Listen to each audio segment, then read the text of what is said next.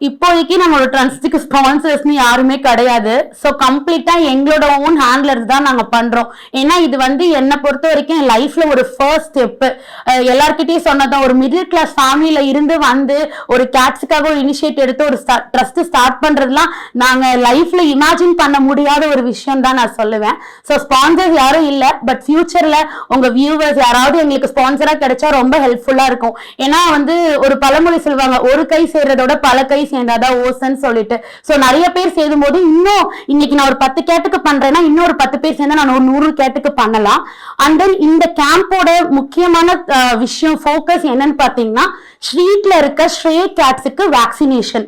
Try கேட்ன்ற vaccination நம்ம எல்லா கேட்ஸுக்கும் compulsory போடணும். நிறைய பேர் ராபிஷ் மட்டும் தான் ஃபோக்கஸ் பண்றாங்க. ராபிஷும் ரொம்ப இம்பார்ட்டன்ட். அதை நான் இம்பார்ட்டன்ட் எந்த இடத்துலயுமே சொல்லல. ராபிஷ் எந்த அளவு இம்பார்ட்டன்டோ அதே அளவு கேட்ஸுக்கு ட்ரை கேட்டும் ரொம்ப இம்பார்ட்டன்ட் தான்.